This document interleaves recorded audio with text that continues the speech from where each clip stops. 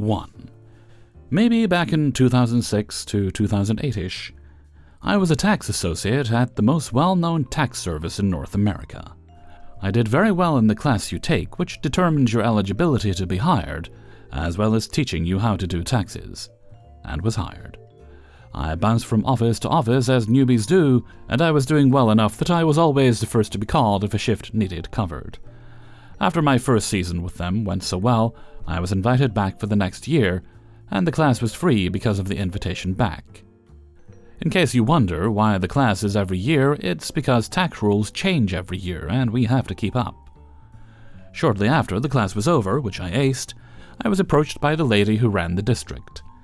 She wanted to open a seasonal office in a Walmart 50 kilometers outside the city I worked in. She wanted me as a primary associate there, in part because I'd done so well in the previous year. In part because I'd aced the class, in part because of my background in security, and in part because I lived 20 kilometers closer to this Walmart than anyone else on staff. I wasn't to be a manager, but I was going to be the only full-time associate. I'd open and close almost every day, and often be the only associate on site. It was basically my baby to take care of. There were hints it might lead to advancement in the company as well. I was pretty excited at the opportunity. At first, everything was great. Walmart staff liked me, the customers liked me, my boss liked me. I was blasting through customers. Only maybe 5 people walked away due to having to wait, out of the few hundred who approached my little office beside the produce section. 2 months in, right before the tax season really heated up, I had a weekend I'd booked off the same day they'd hired me. I was going out of the province to see family. Trip had been set long before they hired me, and I'd make it quite clear I wasn't going to be around. The schedule accurately reflected that. So weekend arrives, and I go. Had a good time, came home Monday evening so I could be back Tuesday morning. When I got home, I checked my answering machine for messages.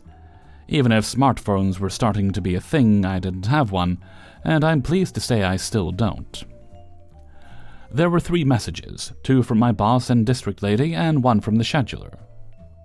I don't remember everything word for word, so I'll paraphrase. Message 1. Saturday morning, approximately 7 a.m. Hi, Vanija. Sorry to do this to you, but we need you in today. Employee X who we scheduled to replace you's car is broken down. Message 2, Saturday afternoon, approximately 2 p.m. I'm very disappointed in you for not responding to me and not showing up. I'll be making some changes. Message 3, Monday morning, approximately 9 a.m. Hi, Vanija. This is the scheduler. Your hours have changed this week. Call me when you get this. Now, at this point in my life, I'm not a kid out of high school and I've had enough experience with screw jobs that I'm absolutely not going to crawl on my hands and knees apologizing and begging for my job. If you're going to be petty and mean just because you screwed up, then we're going to have problems, and so we did. I called the scheduler and was told I was suspended for a week and to call my boss after a week to get back on the schedule. She said the boss was trying to put me in my place and teach me how to be a good manager. I'd get back on the schedule after the week was over. I brought up my pre-planned and scheduled time off, and also that I wasn't a manager, I was a regular employee. The scheduler was very uncomfortable, but she was only doing what she was told. They did need me, she said. Just call the boss in a week. I said sure, and then didn't. I was furious, and I wasn't the one who was going to be put in her place.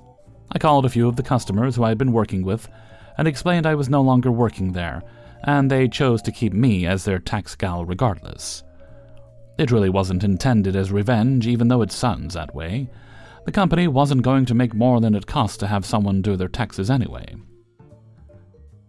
This was purely a customer relationship thing. I like to finish what I start.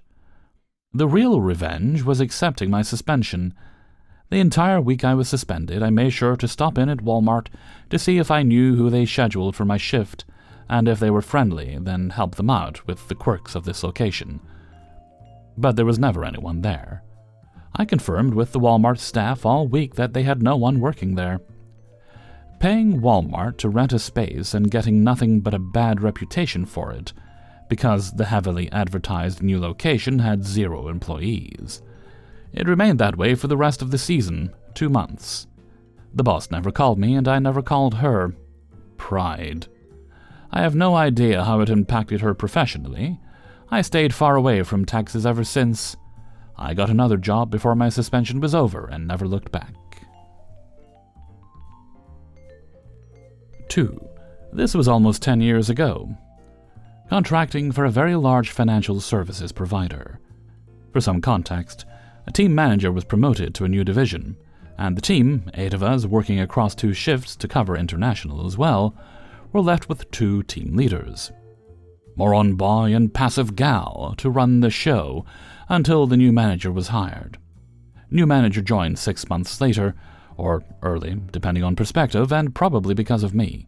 My job in a nutshell was to onboard new employees into all the required systems for their daily functions, as well as set up their email and AD accounts for server access, which was dumped in my lap a month into my job because I had prior experience, so said Moron Boy. I didn't mind the email and AD because it's literally 2 minutes per account, and didn't affect my central function more than 20 minutes a day. It'll make sense soon. And audits were 30 minutes a week. This all happened from a centrally shared mailbox. It's requests, so you can't determine how busy you are. On to the fun. Almost before the door hit the manager on the way out, Moron Boy and Passive Girl call us into a meeting room and state that we must do no less than 10 requests a day, all to be logged on their call logging system. And here's the contract amendments we must sign or be fired. Being a contractor, you'd think I would shut the hell up, but no. I just can't do being kicked in the balls, so I piped up, I don't see how it's possible to guarantee 80 requests a day minimum for every team member to meet the requirement. Why not scour the ticket account and see who did what? His face turned a deeper color and he shouts at me to mind my own business. I don't know what I'm talking about. Cue my malicious compliance, which included calling my contact house manager, sassy and funny gal, explained what's happening, and after she could breathe again from laughing so hard, she told me not to get her fired. I head back to my desk, knowing full well audits are about to start in a week, and I get multiple requests to make amendments on accounts to test Active Directory security. And lo, here it begins. I got an email 2 days later to prep for a massive test. I am tasked to amend nearly 6,000 accounts with new settings, and then change them back on request, with minimal impact to the users during working hours. So I need to do this quickly. Now, any tech worth his measure out there will know almost anything is scriptable. I set it all up, called my mate at the service desk, and here's the funny thing, he also has a script to log multiple tickets. Roll on D-Day, I take the auditor's call at 8 a.m. to make the change. I send the email to my S-Desk mate, and he logs the tickets in a record 30 seconds. My mailbox booms with 6,000 opened tickets. I run my script, and 90 seconds later, bam, job done. I carried on with my core function. 3 hours later, auditor calls me to revert. I ran my second script, everything back to normal. Called my mate to close the tickets, and a minute later my mailbox frazzled for a bit, getting 6,000 closure tickets. It's at this point I sit back and start browsing all my meme sites. Yes, joys of AD control. I give myself unrestricted internet access, a nice perk. Anywho, in less than an hour, Passive Gal comes to me to ask what's happening. I simply state that the contract amendment they forced on us clearly means I don't have to work for 200 days. So I'll be sitting here enjoying my time off, or I can do it from home. Either way, I am ahead of the curve. She walks away, and Moron Boy storms over, demanding I get back to work. I repeat what I said to Passive Gal. He spluttered for a while, and he huffs off. True to my word, I sat at my desk doing nothing. But sadly, it didn't last 2 days before the head of the department called me in. After an initially aggressive start to the meeting on his part, I got to explain the sitch. I wasn't even to the good part, and he drops his head into his palm, calmly listens to the story, asks me for a copy of the amendment, and thanks me for the time. 2 hours later, he calls me back and asks me, with sassy and funny gal in the room, what would it take to get me back to work? I decided to keep it simple. Formally retract this stupid amendment, and pay me out for the time spent on the audit, which is 600 days, as per the contract amendment. He blowfished for a few seconds. Agreed, and I left for the day. Wake up the next morning to a huge jump in my bank account, with an email confirming I'll be back in the office. Please.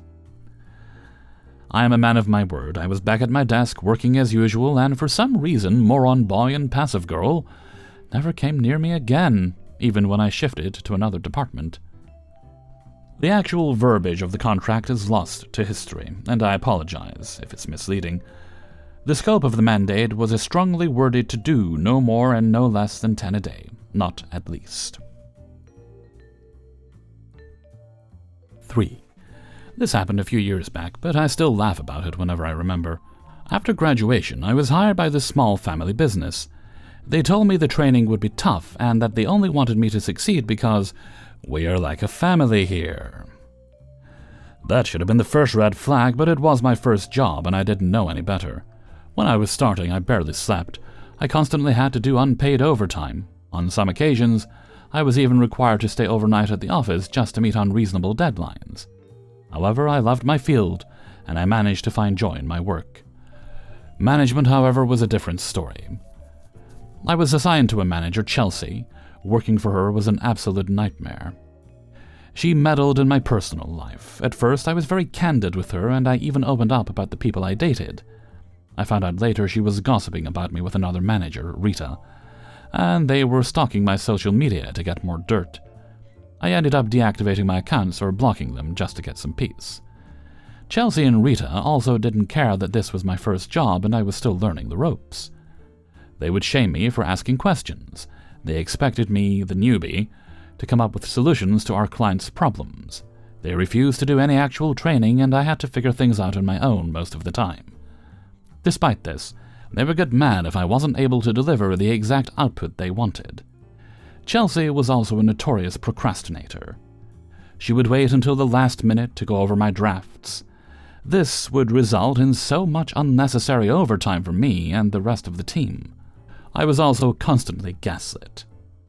"I know we said this, but that's not what we meant," I clarified 3 times. "You never reported that." I did. "This is not how we do it here." It was. "Why are you doing it this way? It's wrong." I just followed her instructions.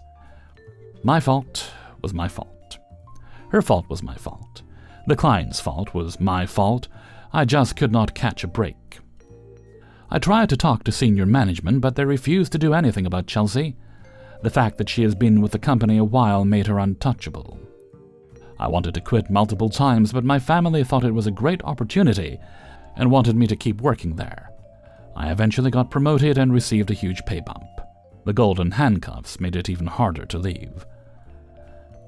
But with the promotion, the work also got heavier. I was in charge of managing and training new hires. I was also expected to take over their work in case they were unable to deliver on time. I had to facilitate meetings with clients, which should have been Chelsea's job. I had to manage our team and make sure that everyone was using their time efficiently. I was expected to remind Chelsea of our team deadlines as she often forgot about them. It got to the point where I was already doing the work of the whole team, Chelsea, my juniors, and my own. The unpaid overtime and the office sleepovers continued. Unsurprisingly, my health seriously suffered. The straw that finally broke the camel's back was during my last annual review. To sum it up, I was in charge of this one project. Our client wanted a particular result. Senior management said we could achieve that, but it could only be done a certain way. They eventually delegated the project to me. I was able to deliver the result the client wanted, but without using the method management suggested. Take note, my way did not affect the project. If anything, I felt my method saved the client time and money. When management found out, they made it appear I did nothing right. I tried to reason out, but they didn't care. They eventually used this during my annual review and said that they couldn't promote me since I didn't know how to follow instructions. During this time, I found out Chelsea threw me under the bus. I won't go into details, but she made it appear that I was the reason our team wasn't efficient. I was quiet the entire time and let them speak. I didn't say a single word in my defense. Inside, though, I had snapped. After years of carrying my entire team, this was how they justified not promoting me. My revenge was the only way I knew how. I resigned. I knew Chelsea would have to deal with the work I left behind, since it wasn't something they could just delegate to the new hires. I found so much joy knowing that Chelsea would have to bear the brunt of the overtime. I heard years later that some of my team members resigned a few months after I left. Chelsea had to take over their work too. As for me, after some trial and error, I am finally with a great boss and work-life balance. Life is good.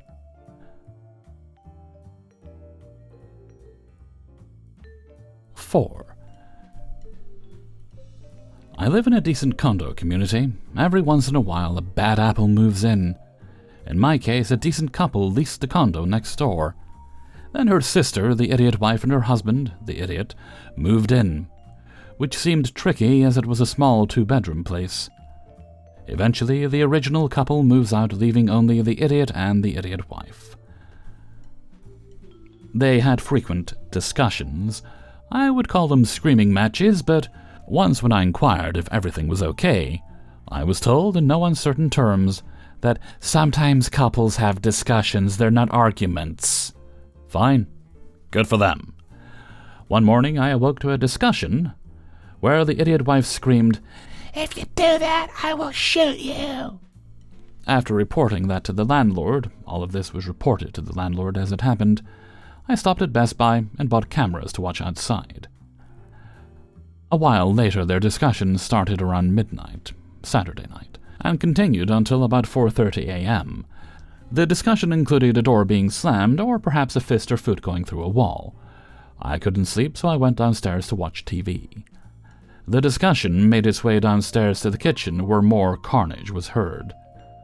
On the video camera, I saw the idiot carry something to the dumpster. Looked like it could have been a microwave. I did manage to get a couple of hours sleep before breakfast, but then as I was eating, I heard a brouhaha outside. Checking the camera again, I saw the idiot and the idiot wife were yelling at the neighbor across the way. At one point he said, "It's not over. You aren't safe. Your kids aren't safe." Threatening kids, the magic words. The police showed up 5 minutes later. The neighbor who the idiot screamed at spoke to the police, but when they knocked on the idiot and the idiot wife's front door, the idiot wife lied and said he was not there. Later that day, I was reviewing the footage from before the screaming match, and I saw that the idiot had stormed out of his place, went across the parking lot, and pounded on one door, then went up to the neighbor he screamed at. She had been gardening and had a long-handled spade in her hands when he approached her. She was smart. Rather than putting down the shovel, she put it across her shoulder. It looked like some words were said. Then he threw something at her. She then chucked the spade at him. Fortunately, it missed. That's when he hightailed it back to his side of the street and the screaming started. Now for the revenge. After seeing he did more than verbally threaten her, I took a copy of the video and went to the local police station. The desk sergeant asked me what I saw, and I described what the video showed. The sergeant stated that what I said matched what the victim, the neighbor across the way, said happened, and after seeing the video said, "I think the DA can use this." The police did indeed use the video to arrest and prosecute the idiot for assault. It would not have mattered if the guy next door was an idiot over time or not. I would have given the video to the police for anybody who attacked another person like that. The idiot couple did have 2 little girls who I believe are still with the idiot wife. I heard that the idiot was booked for both spousal abuse and beating up his mother. His mother. The landlord was finally able to evict them, due to their effectively subleasing the place from her sister, but not before the police were called on them twice more. Once when they claimed the neighbor he assaulted had broken their kitchen window. Amazingly, the idiot's hand was bandaged as if he'd cut it on the glass. The neighbor's car had left the parking lot at 7 a.m. that morning and did not return until well after the event. The second time, the idiot couple had been given a ride back from a store by some guy. That guy jumped out of his SUV and went to get their stuff out quickly. Next thing you know, a gallon of something goes flying out from behind the raised rear door, and the idiot starts screaming, "He attacked me! Call the police!" The driver was in his 60s, The idiot couple was in their 30s maybe, and had a limp, and the idiot tried to start a fight. Police appeared, took statements, and decided it was a he said, she said type of situation. The idiot was not happy with that and shouted at the police officer, after he walked a good distance from them, that you suck cock. No, your chief sucks cock, and that apparently his kids did too. The police were laughing at him at this point. Well, one did yell, "You get mighty brave after you've walked away." I had a good laugh at that one. The place inside was destroyed. The landlord had to put another $5,000 to $10,000 into the place before it could be rented again, this time to a really nice couple who stayed there during the whole COVID lockdown, having a cute little girl during that time. Very nice couple. 5. This actually happened a couple of years ago. I was working on this big national department chain store, in which I was hired for Black Friday but stayed for the holidays. The company was trying to boost online sales, so every day they would do some new type of discount if the customer bought online to pick up in real life. But they were always very confusing, and we, employees, spent more time explaining how the offer worked than actually selling stuff. This man comes with his daughter around my age and a stuffed shopping cart. I beeped every product and told the final price once I was done. Now picture a man twice my height getting red by rage to see the price was not what he predicted.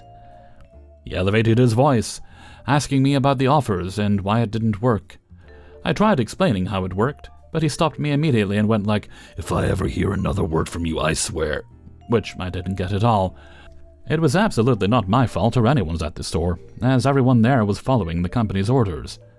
The man demanded I cancelled every product except for the cheapest thing off the list, which was a $3 chocolate bar. I did, but it was over 50 products and I had to beep the supervisor's card, type the password, and beep the product for every single thing. This process took me 20 minutes at least.